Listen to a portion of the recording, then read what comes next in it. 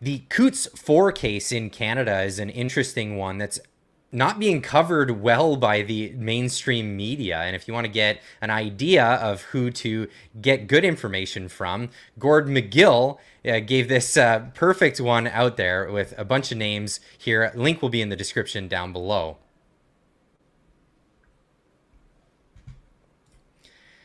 Now, Amazing Zoltan is one of these names who's actually flown out there to cover this case as they go into the courtroom. And, well, I have him in studio today. So let's bring Alex. Welcome to the show. You are in Alberta right now covering this case. That's correct? Yeah, I'm in Lethbridge, Alberta, Clyde. I always wanted to come here. It was at the top of my bucket list, as I'm sure you can imagine.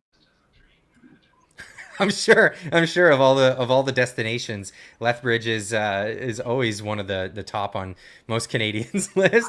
But yeah, so you're there to cover this case, and this is the case of the Coutts 4. Now, from what I understand, there's only 2 of them still in custody right now. 2 of them have pled out, and now you're in the court. This is the actual trial. They never got to see bail, and this is all over their involvement in the Coutts border blockade, or what was known as the Freedom Convoy at the time, the Coutts extension of that Freedom Convoy. What's been going on in the court? Well, a lot of things. I'm a bit of a Johnny-come-lately, to be perfectly honest with you, because this has been going on for 3 years. So I almost don't even feel qualified to answer that question. I've only been here for a couple of days. What I've seen has actually been very positive in many different capacities. But what has been going on in court? I guess you'd have to be a bit more specific about your question. Okay, so well, we know that all 4 of them were actually held in remand for what's going on almost 3 years now. It's a crazy scenario, never seen before in Canada, where people are held without bail and no real good reasons given, except innuendo that you hear through the media of them being involved in some criminal mastermind to go after RCMP. Now, none of that came out in the plea deals that was offered to 2 of them. Now, 2 of them are still in, and has any of this stuff can't come up? Because this is the big question. What is it? What kind of charges come up, and what kind of evidence is brought forward in a case where you're holding people without bail in remand for going on 3 years at this point? I mean, we've seen actual murderers walk on bail in Ottawa and in other places around Canada. What is the severity of these crimes, and what are the arguments that are being brought forward in this trial? Clyde, I can tell you with absolute 100% confidence that I don't know, and no one else has a good answer either. So, okay. Right. So we're in the court. We're in the court now, and evidence is coming forward of their guilt, and that should be, the prosecution's case and what they bring forward. What have they brought forward so far?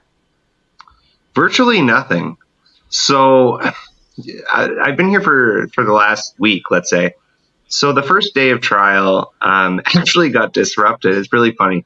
So the first day of trial got disrupted entirely because a 68 or 69-year-old man wrote in chalk, "Free the Coutts 4," in front of the courthouse. And the judge said that this was contempt of court because he thought that it may be somebody's attempt at threatening the jury, so to speak. Which to me is just the perfect microcosmic story to describe the circus that this has been for the last 3 years. There is no reason that these people shouldn't have been on bail, as far as I've seen so far. In the last 2 days in trial, what we've seen is a undercover officer has actually been the main witness for the Crown. And they have no recordings, they have no video recordings, they have no audio recordings, they have no evidence whatsoever that this quote-unquote conspiracy to commit murder ever happened.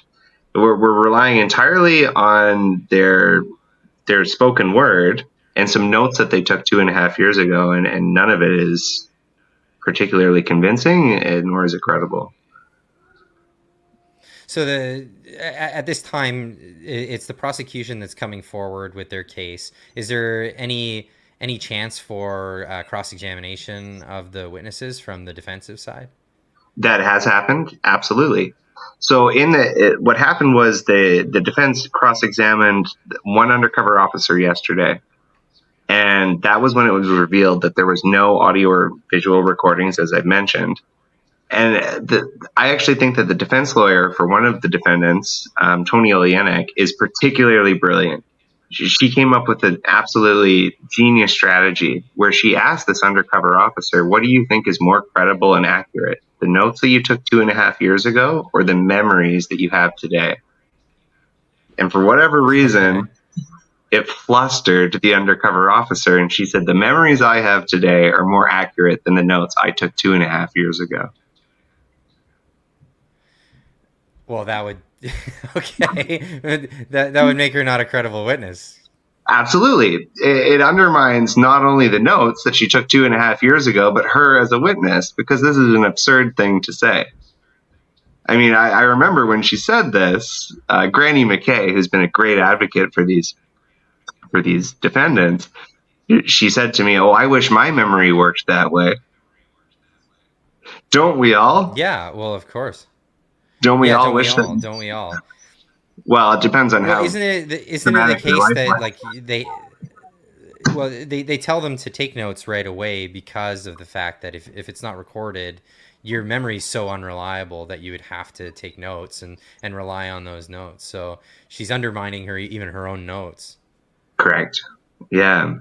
So in these notes, though, is there any conspiracy to commit any sort of crime in these notes? Not necessarily. There's really not much even in the notes. So even if you take the undercover officer at her word, there's still not much to this case. Okay, so one piece of evidence that basically the Crown is using as the crown jewel of their argument is that she had an interaction with the two defendants where she asked, are there guns coming to the protest? And the two of them allegedly looked at each other and smiled. That's not evidence. So they smiled at each other, and that's the insinuation that might be the case, and that's what she inferred from that. I'm assuming. That's right. And what is this that I'm hearing of possible romantic relations between one of the undercover officers and one of the defendants here? So that's a particularly salacious part of the story that has been very contentious. So there is a belief amongst many of the people in the gallery and many of the advocates who have been following this case for several years now that one of the defendants may or may not have had a romantic interest in one of the undercover officers. Again, there's no way to prove this or disprove this. I believe that those allegations have some semblance of truth attached to them for the very real reason that the RCMP is adamant that they would never use sexualization as a method to incriminate someone. I find it entrapment. Yeah, well, yes, of that's course. Entrapment. You cannot do that. Yeah, but there would be no reason for them to make the case that they don't do that if the allegations had no credibility. Right, but then of course those allegations you need to have proof to go along with the allegations as well on that side of things. That's true. So it's a messy case. It is. It is. So I actually spoke to the lawyer for Tony Olenek. Tony Olenek, full disclosure, is the only defendant that I've personally spoken to. Okay. And she said to me today, in a semi-private way, but I think I can put this out there. She said that this is maybe the most complex and unusual criminal case in Canadian history.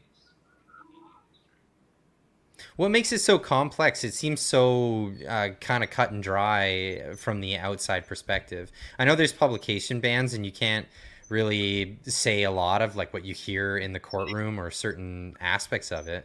But from an outside perspective, it doesn't seem very complicated at all. It seems like there's allegations of serious wrongdoing, which would require extraordinary proof, of course.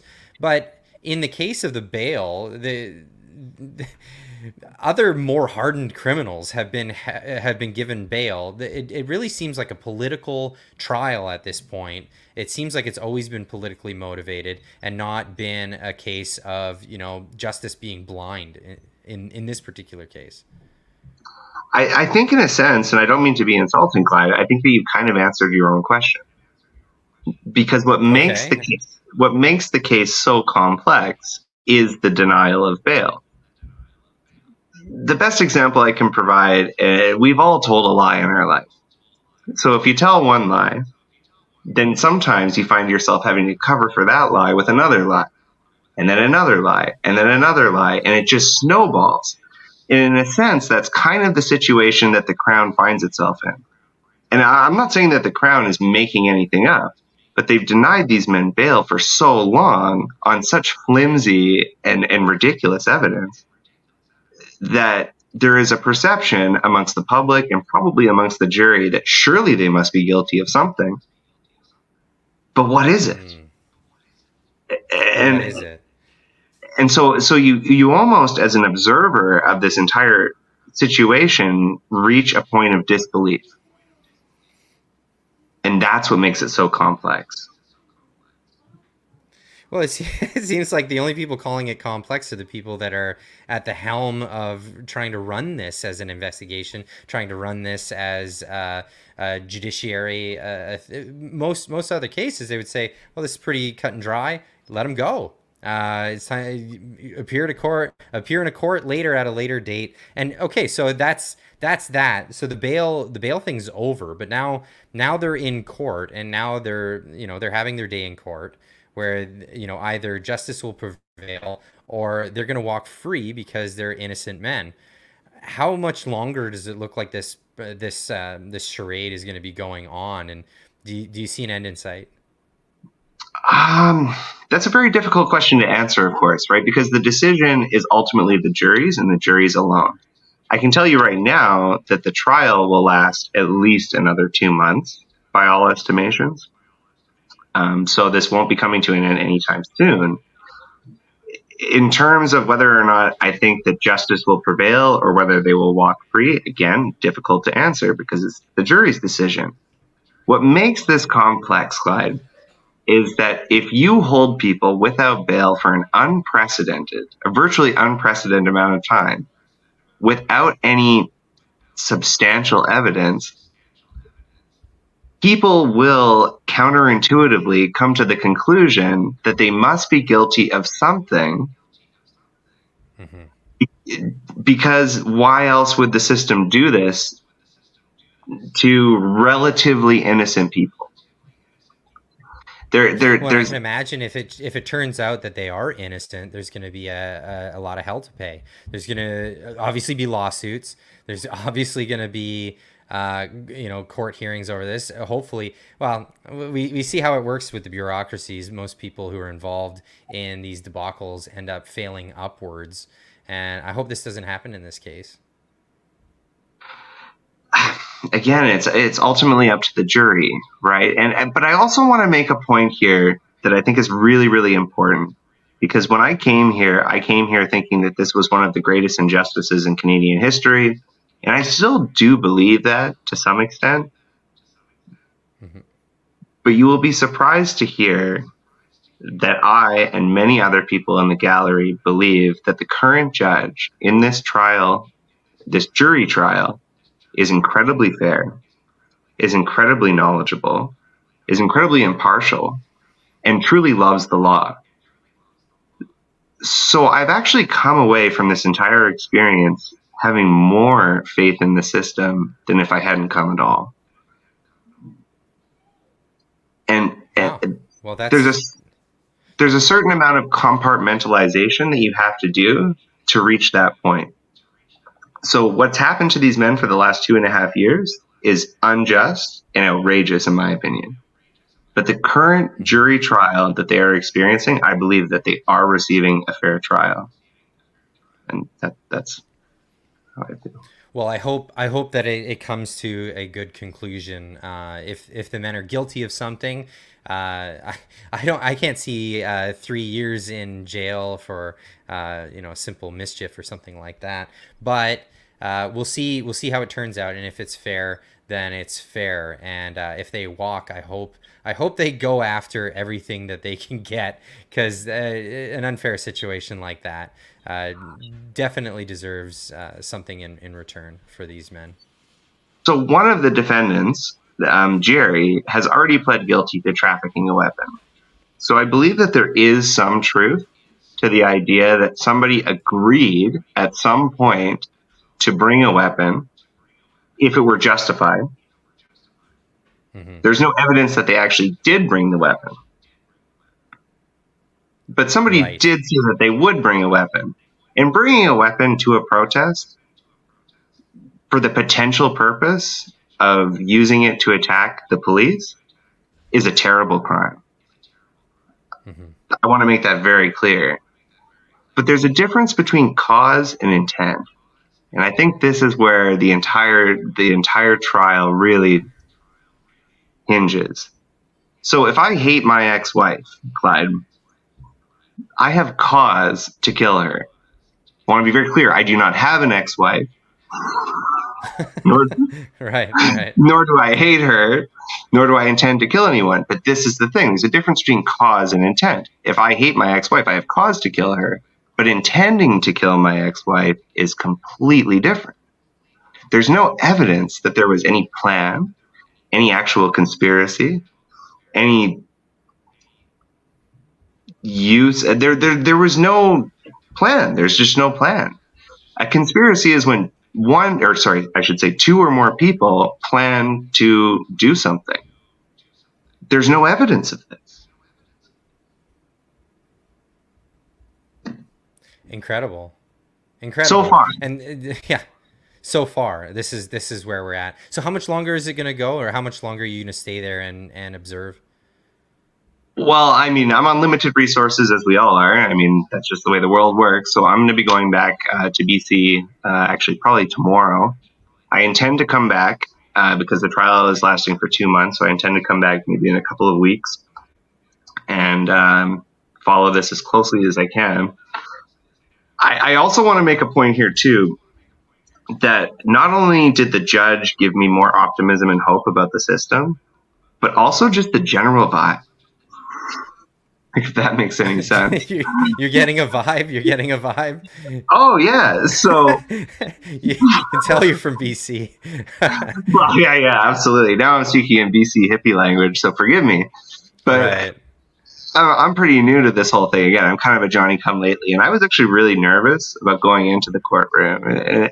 And I think if anybody wasn't nervous, that they'd probably be pretty crazy. It's a bit like going, on a flight, right? You got to go through a metal detector, and it's kind of an invasive experience. And you also have to remember that these men are being accused of killing or conspiring to kill police officers. Right. So the people who are making you go through this metal detector and who are frisking you on your way in are police officers. So my belief going in was that these people were going to resent me on the assumption that I was supporting the defense. But that wasn't the case at all. They were incredibly friendly. This has gone on for so long, and there have been so many advocates that have been coming in these men's defense who are very friendly.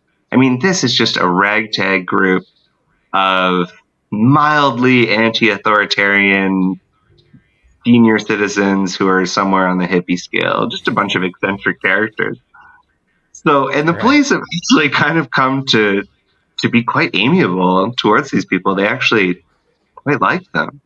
And it's probably a nice, refreshing reprieve from the hardened criminals, the drug dealers, the murderers, the actual murderers, the rapists that they normally have to deal with.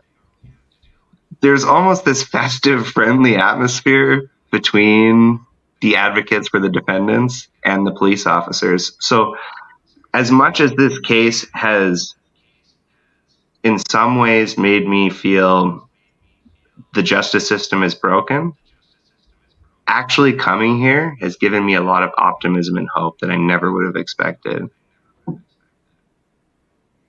Well, I appreciate you coming on the show and telling your story about this. Just the fact that it's so festive and joyous is hopeful, but it's also it also makes me upset that these men are being held behind bars, even though even the community around that with the allegations, it seems just so absurd. Anyway. Alex, thank you for joining me today, and we're going to make sure that everybody has links in the description where to follow you, where to follow all the other people that are on X and posting about this constantly. Thank you so much for going out there and reporting on this, to be there on the ground so you can see it exactly how it is, so we don't have to rely on places like CBC and CTV. I really appreciate it. Oh, it was my pleasure. Thank you so much for having me. Thank you.